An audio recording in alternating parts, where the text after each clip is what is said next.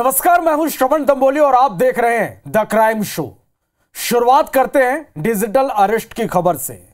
मध्य प्रदेश में digital arrest के मामले थमने का नाम नहीं ले रहे हैं। देश के पीएम नरेंद्र मोदी ने भी मन की बात कार्यक्रम में डिजिटल अरेस्ट का जिक्र किया है।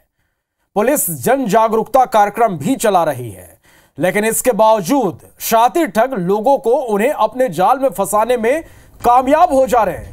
एक ऐसा ही मामला भोपाल में फिर सामने आया, जहां पुलिस ने जाकर महिला को डिजिटल अरेस्ट से छुड़ाया है। इस रिपोर्ट को आप देखिए।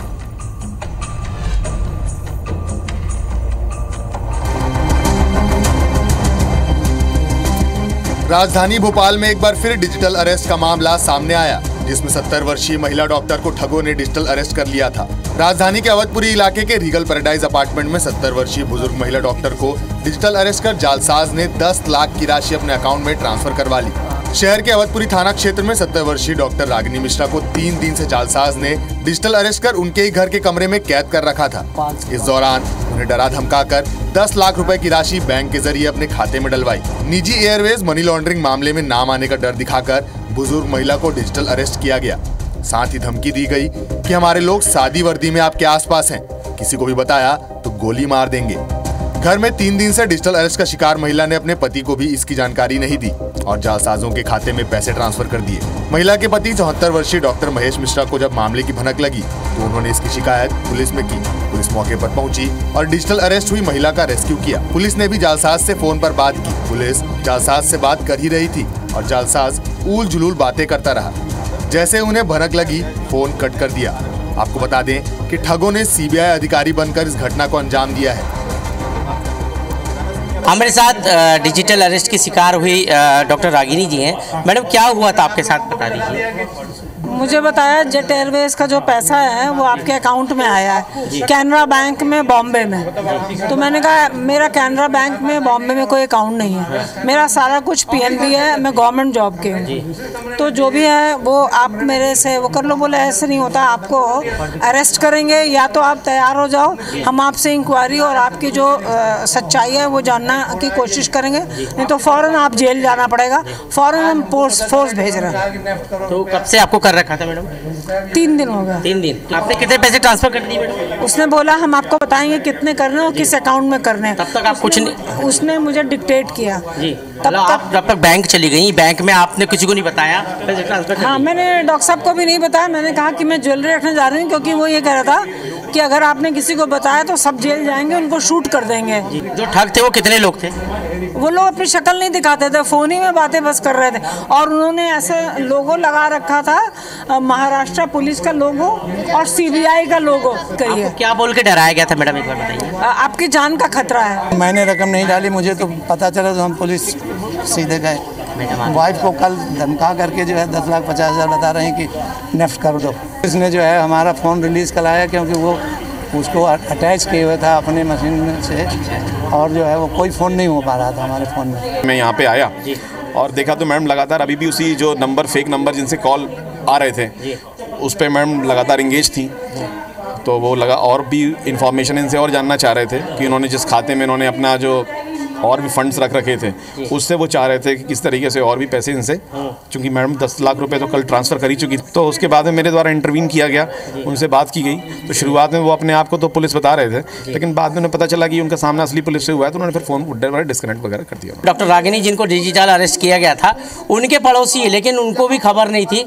उनसे पूछते हैं, क्या आपको लगा कि यहाँ आपके अपार्टमेंट में पिछले 3 दिन से कोई महिला पुरुष डिजिटल अरेस्ट है? नहीं, मुझे ऐसा कुछ भी नहीं लगा। अच्छा। बल्कि 2-3 दिन पहले आंटी दिखी भी थी आते जाते, बट ऐसा कुछ फील नहीं हुआ। कि बिल्डिंग में इतनी बड़ी घटना हो गई, 10 लाख रुपए उन्हें ट्रांसफर भी कर दिया। हमको लगा ही नहीं, क्योंकि आंटी तो दिख रहे थे नॉर्मल। अच्छा, बताइए, डिजिटल अरेस्ट करने वाले आरोपियों ने इतनी शातिर होकर जो है उनको अपने गिरफ्त में रखा था कि पड़ोसियों को भी पता नहीं था। आपको कुछ जानकारी थी? नहीं, हमें कोई जानकारी नहीं थी। और भी कुछ लोगों से बातचीत। आप यहीं पर रहते हैं? जी, मैं। कब पता चला आपको कि यहाँ डिजिटल अरेस्ट हुआ है? अभी पता चला। और रागिनी आंटी तो मेरे मतलब पड़ोसी हैं, जस्ट मुझे दिखती हैं, सुबह शाम दिखाई भी देती है। हाँ। और मैं उनके घर में कुछ ऐसा दिखा ही नहीं। पिछले 3 दिन से कोई हवा कुछ भी नहीं, कुछ भी नहीं। 3 दिन में वो अपार्टमेंट में जहाँ पर जो है डिजिटल अरेस्ट की घटना हुई है, वहाँ के पड़ोसी जो थे उनको तक ये जानकारी नहीं थी। यहाँ तक कि जो जिन डॉक्टर को डिजिटल अरेस्ट किया गया था उनके पति को भी उन्होंने नहीं बताया था और उनको बिना बताए जो है बैंक में जाके पैसे भी ट्रांसफ़र कर दिए ठगों के खाते में। जिस तरह से ठग लोगों को डिजिटल अरेस्ट कर रहे हैं, सतर्क रहने की ज़रूरत है। इस तरह के फ्रॉड से सतर्क रहने की ज़रूरत है। मध्य प्रदेश में डिजिटल अरेस्ट कर ठगी के मामले लगातार बढ़ते ही जा रहे हैं। साइबर सेल और पुलिस लोगों को झांसे से बचने के लिए जागरूक भी कर रही है, लेकिन शातिर ठग उन्हें अपने जाल में फंसाने में कामयाब हो रहे हैं। विवेक पटैया, IBC 24, भोपाल। आग जब अपनी पे आ जाए तो सब कुछ खाक कर सकती है। आग के तांडव का एक ऐसा ही नजारा खंडवा में सामने आया, जहां आग की शक्ति के सामने कई लोग बेबस हो गए और आग ने 50 से ज्यादा लोगों को अपनी चपेट में ले लिया। इस रिपोर्ट को आप देखिए।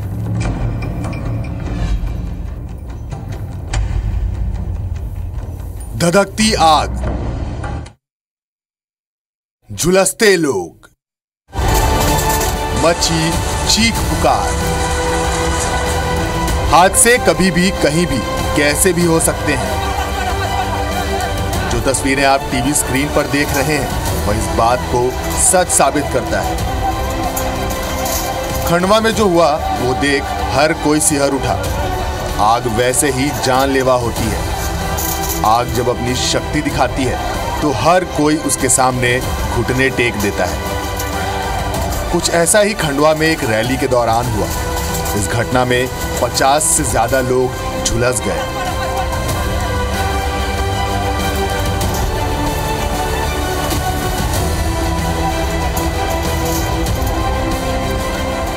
मध्य प्रदेश के खंडवा में मशाल मार्च के दौरान एक बड़ा हादसा हो गया। दरअसल यहां सिमी आतंकियों द्वारा किए गए तिहरे हत्याकांड की बरसी को लेकर मशाल मार्च निकाला जा रहा था। इसका समापन शहर के बीच घंटाघर पर होना था। इसी दौरान मशालों को नीचे रखते समय अचानक आग धधक उठी। इसकी चपेट में कई लोग आए।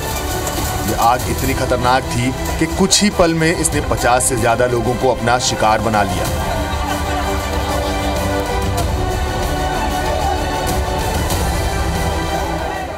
हवा से वो थोड़ा भपका है हल्का, फिर वो सेकंड ड्रोन कैमरा आया, उसके बाद में चंद सेकंड में जब बुझाने गए तो किसी ने उससे टकराहट हुई और वो हवा उसको जो लगा है उससे एक भपका उठा। ड्रोन चढ़ा उसके वजह से भपका उठा है या एक उसको मकान ठंडी करने तो भपका उठा है, वो तो कोई जान नहीं पाया। हालांकि साजिश किसी रंजिश किसी तो है नहीं, लगता नहीं था, पर जो भी भपका जो उठा है ऐसा लगता है आंख बबूरा उठा हुआ पूरा एकदम गुब्बारा। करीब 28 से 29 या 30 के अराउंड मरीज आ चुके थे। उसमें से 16 लोगों को थोड़ी बहुत फेस और हाथ में घाव थे, तो उनको उपचार के लिए हमने यहाँ भर्ती कर लिया है और सबका इलाज चल रहा है। डिस्ट्रिक्ट हॉस्पिटल में लगभग 30 लोग कुल आए थे। उन 30 में से 18 लोग प्राथमिक उपचार के बाद अपने अपने घरों को चले गए हैं। 12 लोग हैं जिनको अभी यहाँ पे उनका प्राथमिक उपचार डिस्ट्रिक्ट हॉस्पिटल के डॉक्टरों द्वारा किया जा रहा है। जिस मशाल मार्च में यह दर्दनाक हादसा हुआ, इससे पहले श्रद्धांजलि सभा हुई थी। इस सभा में हैदराबाद के विधायक टी राजा से भी शामिल हुए थे। वहीं आग से झुलसे लोगों का जिला अस्पताल में उपचार जारी है। Bureau report, IBC 24।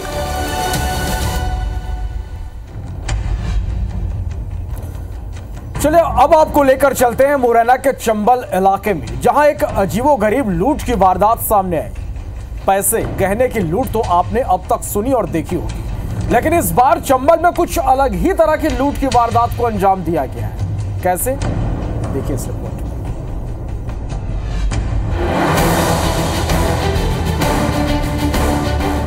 डाकुओं का गढ़ चंबल। यहाँ बड़े बड़े डाकू हुए, बड़ी बड़ी डकैतियां हुई। यहाँ बदमाशों के द्वारा सोने, चांदी और कैश की चोरियां की गई। लेकिन कुछ बदमाश यहाँ ऐसे हैं जो चंबल की डकैती की लिस्ट में ट्विस्ट लेकर आए हैं। अब चंबल में गहने और कैश की नहीं बल्कि भैंसों को भी चुरा लिया जा रहा। ताजा मामला सिविल लाइन थाना क्षेत्र के डोमपुरा से सामने आया है, जहां आधी रात शस्त्रधारी बदमाशों ने पशुपालकों को बंधक बनाया और 5 भैंसों को खोल ले गए। वारदात यहीं पर नहीं रुकी। बदमाशों ने दोनों पशुपालकों को भी बंधक बना लिया और बीहड़ में ले जाकर छोड़ दिया। सूचना के बाद मौके पर पहुंची पुलिस ने बदमाशों की तलाश शुरू कर दी है। वहीं इस घटना से अब ग्रामीणों में डर का माहौल है। 8 भैंस थी, इनमें 4 भैंस चोरी ले गए, 2 मोरी बांध के ले गए हैं, सिलाते मौजे में छोड़े हैं। हमें जंगल में छोड़ दिया और पूरी रात उन्होंने लठियों से मारा है। घर वालों ने सुबह हम बचाने आए थे तो उन्होंने बताया कि 5 भैंस खुल गई हैं। मेरी जेब में 7,000 रुपये मेरी जेब में थे, 6,000 रुपये उसकी जेब में थे, वो भी ले गए। कुछ लोग आए थे जो अंदर घुसे हैं और उन्होंने भैंस चोरी करके ले गए, लेकिन ये बंधक बनाकर ले जाने वाली बात क्योंकि फरियादी ने बताई है, उसको हम अभी क्रॉस वेरीफाई कर रहे हैं और जिन लोगों ने भी चोरी किया जल्द उनको हम गिरफ्तार कर उसमें आगे कार्रवाई करेंगे। ये पूरी घटना तब हुई जब डोमपुरा निवासी पशुपालक अरुण और उसका रिश्तेदार अमर सिंह जाटव अपने भैंसों के बाड़े में सो रहे थे। तभी आधी रात को आधा दर्जन से अधिक बदमाश आए, जिनमें से कुछ लोगों के पास हथियार भी थे। बदमाश पीछे बाउंड्री से रखे पाइपों के सहारे अंदर घुसे और सबसे पहले उन्होंने पशुपालकों के मुंह बांधे। इसके बाद हथियारों के दम पर दूध देने वाली 5 भैंसें खोली, बिना दूध की भैंसों को छोड़ दिया।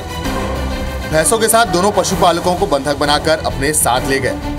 बाद में बदमाशों ने पशुपालकों को आसान नदी के बीहड़ में छोड़ दिया, लेकिन भैंसों को ले गए। वहीं पुलिस अब इन भैंस चोर डकैतों की तलाश में जुटी हुई है। सत्येंद्र सिंह तोमर, IBC 24, मुरैना। गुना में सुबह सवेरे जो खबर आई उसने रहवासियों को डरा दिया। एक लाश मिली, लेकिन लाश की हालत कुछ ऐसी थी जिसने भी इस बारे में देखा या सुना उनके रोंगटे खड़े। दरअसल गुना के बजरंगगढ़ थाना क्षेत्र में युवक के सिर कटी लाश मिली है, जिसके बाद इलाके में सनसनी फैल गई। युवक के एक हाथ की उंगली गायब है। अब इस हालत में लाश मिलने के बाद युवक की हत्या की आशंका जताई जा रही है।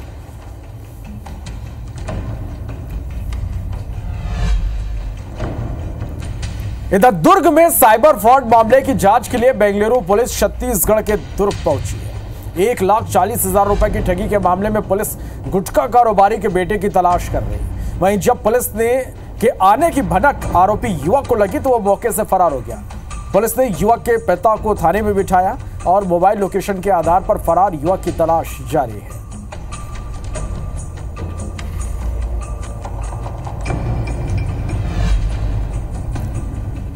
मनेंद्रगढ़ में बारातियों से मारपीट की वारदात सामने आई है। 10 से ज्यादा लोगों ने प्रयागराज से बारात लेकर लौट रही बस को रोका और उसमें सवार 5 बारातियों से मारपीट की। पिटाई में एक युवक के सिर में गंभीर चोटें लगी हैं। पुलिस ने कार्रवाई करते हुए मारपीट के 4 आरोपियों को हिरासत में लेने के साथ ही एक कार को भी जब्त कर लिया है।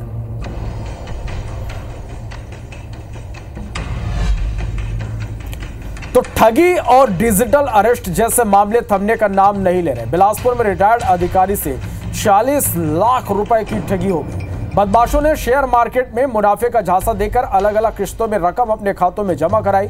घटना की जानकारी लगने पर पुलिस ने मामला दर्ज कर जांच शुरू कर दी है।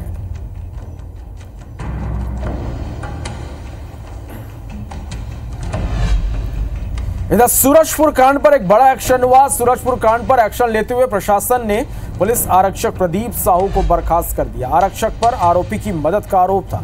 जांच के दौरान दोषी पाए जाने पर एसपी ने आरक्षक को बर्खास्त कर दिया है। बता दें कि सूरजपुर में प्रधान आरक्षक की पत्नी और बेटी की हत्या हुई थी।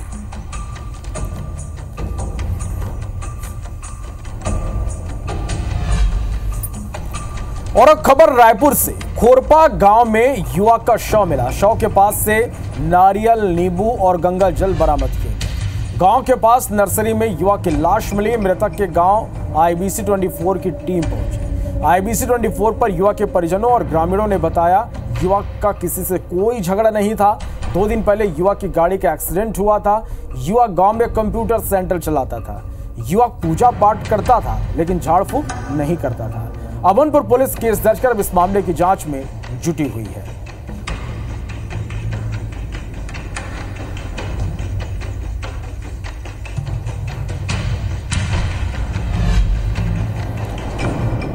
तो क्राइम शो में फिलहाल इतना ही।